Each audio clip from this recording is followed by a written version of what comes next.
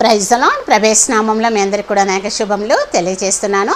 ఈరోజు మన యొక్క వాక్య అంశము ఏంటి అంటే, నీతిమంతుని గుడారంలో రక్షణ సునాదము ఉంటుంది అని. నీతిమంతుని గుడారంలో రక్షణ సునాదము ఉంటుంది అని. నీతిమంతులు దేవుణ్ణి ప్రేమిస్తారు. నీతిమంతులు దేవుణ్ణి ప్రేమిస్తారు. దుర్నీతిమంతులు లోకాన్ని ప్రేమిస్తారు. నీతిమంతులు దేవుణ్ణి ప్రేమిస్తే దుర్నీతిమంతులు ఈ లోకాన్ని ప్రేమించేటువంటి వారుగా ఉంటారు. పరిశుద్ధ గ్రంథంలో ఒక వ్యక్తి ఉన్నాడు. అతడు దేవుని యొక్క మందసాన్ని ప్రేమించినటువంటి వ్యక్తి. తన గుడారంలో దాన్ని చేర్చుకున్నటువంటి వ్యక్తి. తాను దేవుని యొక్క మందసాన్ని ప్రేమించి ఆ మందసాన్ని తన యొక్క గుడారంలో చేర్చుకోవడం ద్వారా ఏమి జరిగింది అనేది మనం ఒకసారి వాక్యంలో చూద్దాము. 2వ సమూయేలు గ్రంథము 6వ అధ్యాయము 11వ వచనము. యెహోవా మందసము 3 నెలలు గిత్తీయుడగు ఒబేదెదోము ఇంటిలో ఉండగా యెహోవా ఒబేదెదోమును అతని ఇంటి వారిని అందరినీ కూడా ఆశీర్వదించెను అని దేవుని యొక్క వాక్యము సెలవిస్తుంది. దేవుని యొక్క మందసమును తన గుడారంలో తన ఇంటిలో ఉంచుకోవడం ద్వారా ఒబేదెదోము యొక్క కుటుంబాన్ని దేవుడు ఆశీర్వదించినట్లుగా మనము చూస్తున్నాము. నీతిమంతుడు మాత్రమే దేవుణ్ణి ప్రేమిస్తాడు. దుర్నీతిమంతుడు దేవుణ్ణి లోకాన్ని ప్రేమించేటువంటి వారుగా ఉంటారు. దేవుణ్ణి ప్రేమించినటువంటి ఒబేదెదోము దేవుని యొక్క మందసాన్ని తన గుడారంలో ఉంచుకోవడం ద్వారా దేవుడు ఒబేదెదోము యొక్క ఇంటి వారందరినీ కూడా ఆశీర్వదించినట్లుగా మనం ఇక్కడ చూస్తున్నాము.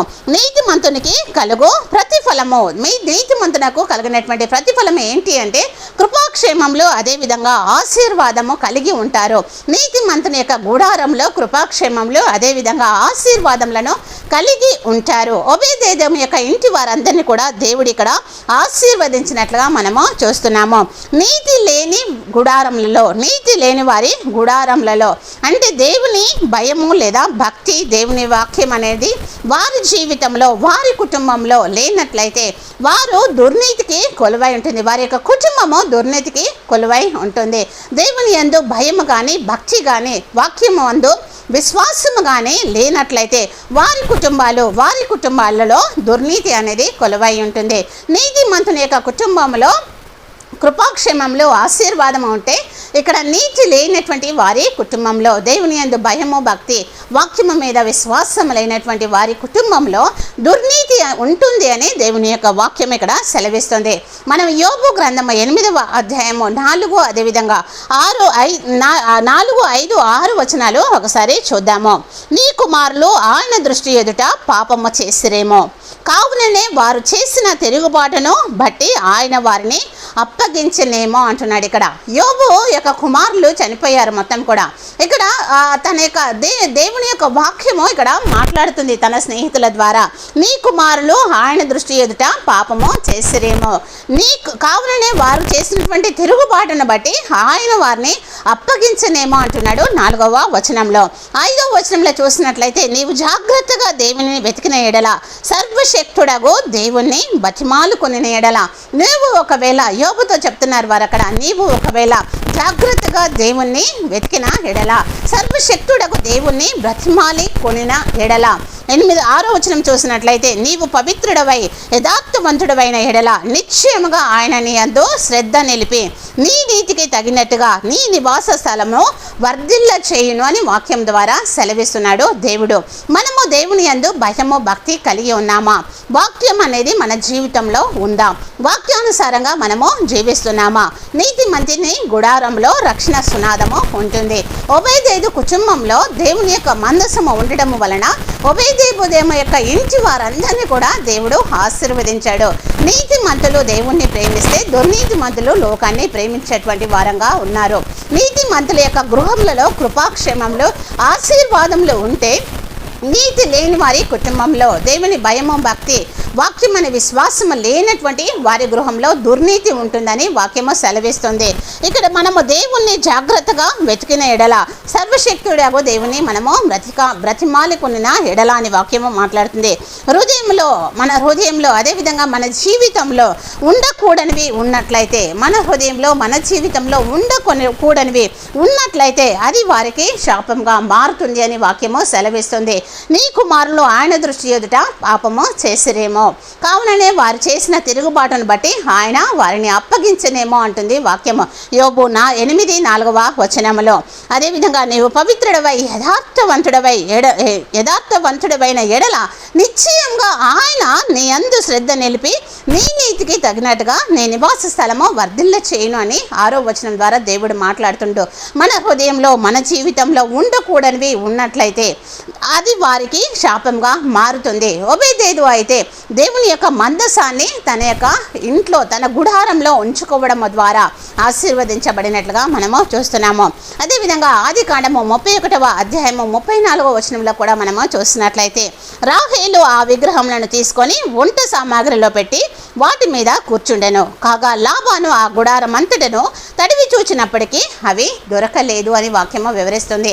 వాక్యమైనటువంటి దేవుడు వాక్యం ద్వారా మనతో మాట్లాడుతున్నాడు.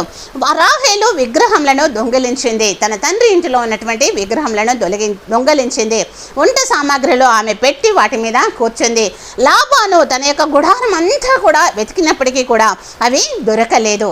రాహేలు ఇక్కడ విగ్రహాలను దొంగతనం చేసి విగ్రహాలను దాచిపెట్టి వాటి మీద కూర్చున్నట్టుగా మనము చూస్తున్నాము. విగ్రహము అంటే కేవలము బొమ్మలు మాత్రమే కాదు. విగ్రహము అనగానే కేవలము బొమ్మలు మాత్రమే కాదు. మన హృదయంలో ఉన్నటువంటి పాప స్వభావములన్నీ కూడా, మన హృదయంలో దాగి ఉన్నటువంటి పాప స్వభావాలు అన్నీ కూడా విగ్రహములై ఉంచినవి. మన హృదయంలో దాగి ఉన్న ప్రతి పాపము ఒక విగ్రహమే. కనుక ఇక్కడ రాహేలు విగ్రహములను దొంగతనం చేసి దాచిపెట్టి అబద్ధమాడి వాటి వంట సామాగ్రిలో దాచిపెట్టి వాటి మీద కూర్చుంది. ఇక్కడ మనం చూసినట్లయితే మనలో కూడా ఇలాంటి పాపపు స్వభావాలు ఉన్నవేమో అని మనల్ని మనము పరీక్షించుకోవాలి, పరిశోధించుకోవాలి, సరిచేసుకోవాలి, సరిదిద్దుకోవాలి. నీవు గ్రహించి వాటిని నీలో నుండి తీసివేయకపోతే, నీవు వాటిని గ్రహించి నీలో నుండి వాటిని తీసివేయకపోతే నువ్వు పొందుకునేది కీడు మాత్రమే, మేలు కాదు. నీవు వాటిని గ్రహించి నీలో నుండి తీసివేయకుండా ఉన్నట్లయితే నువ్వు పొందుకునేది కీడు మాత్రమే కానీ మేలు కాదు. ఇక్కడ ఆదికాండము 35:19 చూసినట్లయితే అట్లు రాహేలు మృతి పొంది బెత్లెహేమును ఎఫ్రాతా మార్గంన పాతి పెట్టబడెను. ఇక్కడ రాహేలు అబద్ధమాడింది, దొంగతనం చేసింది, దాచిపెట్టింది, తండ్రిని మోసగించింది, విగ్రహములను దాచిపెట్టి ఎప్పుడైతే లాబాను మొత్తం గుడారం కూడా ఎతికాడో ఆయనకు దొరకలేదు. ఆ యొక్క పాపం అనేటువంటి విగ్రహమును ఆమె దాచిపెట్టి ఉంది కనుక ఆమె మృతి పొందినట్లుగా చూస్తున్నాము. బెత్లెహేము ఎఫ్రాతా మార్గంన ఆమెను పాతి పెట్టినట్టుగా మనము చూస్తున్నాము. ఆమె గుడారంలో నీతి లేదు, ఆమె గుడారంలో అబద్ధం ఉంది, ఆమె గుడారంలో మోసము ఉంది, ఆమె గుడారంలో దాచిపెట్టేటువంటి గుణ లక్షణము ఉంది. కనుక ఇక్కడ రాహేలు ఆమె మరణానికి కారణమైనట్టుగా మనము చూస్తున్నాము. ఆమె మరణానికి కారణమైనవి ఏంటి అంటే పాపము చేయుట.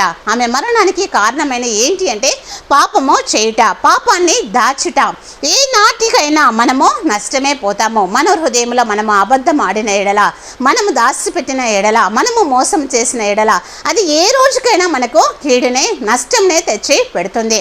కనుక విగ్రహములు అనేటువంటి పాపములు మనలో దాగి ఉన్నట్లయితే వాటిని విడిచిపెట్టి ఒప్పుకొని మారు మనసు పొందుట శ్రేష్టమై ఉంటుంది. రాహేలు అబద్ధం ఆడింది, మోసం చేసింది, తద్వారా మరణాన్ని కొని తెచ్చుకున్నట్లుగా మనం ఇక్కడ చూస్తున్నాము. పాపమును ఒప్పుకొని మారు మనసు పొందుట ఆశీర్వాదకరమై ఉంటుంది. మన పాపములను మనము ఒప్పుకొని మారు మనసు పొందితే మనకు అది ఆశీర్వాదాన్ని ఇస్తుంది, అదేవిధంగా నిత్య జీవాన్ని కూడా ఇస్తుంది.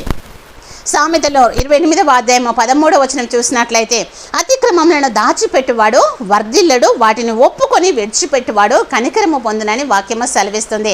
అతిక్రమములను దాచిపెట్టువాడు వర్ధిల్లడు అంటుంది వాక్యము. వాటిని ఒప్పుకొని విడిచిపెట్టువాడు కనికరము పొందుతాడని వాక్యము సెలవిస్తుంది. కనుక నీతిమంతుని గుడారంలో రక్షణ సునాదము వినబడాలి. ఆ విధంగా వినబడాలి అంటే నీతిమంతుని యొక్క గుడారంలో రక్షణ సునాదము వినబడాలంటే ఒబేదేదోము వలె తన గుడారంలో మందసమును దాసి కుటుంబం అంతా కూడా ఆశీర్వదించబడినట్టుగా చూస్తున్నాము. నీతిమంతులమై దేవుని ప్రేమించేటువంటి వారంగా ఉందాము. అబద్ధం ఆడి మోసము చేసి తండ్రిని మోసగించినటువంటి రాహేలు మరణమైనట్టుగా మనము చూస్తున్నాము. కనుక మన జీవితంలో మనము పాపమును ఒప్పుకొని మారు మనసు పొంది ఒబేదేదోము వలె ఆశీర్వాదము పొందుకొని నిత్య నిత్యజీవము పొందేటువంటి వారముగా ఉండాలి. అతిక్రమములను దాచిపెట్టువాడు వర్ధిల్లడు, వాటిని ఒప్పుకొని విడిచిపెట్టువాడు కనికరము పొందును అంటున్నాడు దేవుడు. మనలో ఉన్నటువంటి విగ్రహములు, మనలో ఉన్నటువంటి హృదయంలో ఉన్నటువంటి పాప స్వభావములను విడిచిపెట్టి ప్రభు సన్నిధానంలో ఒప్పుకొని ఒబేదేదు వలె ఇంటి వారందరూ కూడా ఆశీర్వాదము పొందినట్టుగా మనము పొందుకొని ఈ లోకంలో జీవిద్దాము కాక. ఈ విధంగా జీవించుటకు దేవుడు మనకు సహాయం చేయును గాక. ఆమేన్.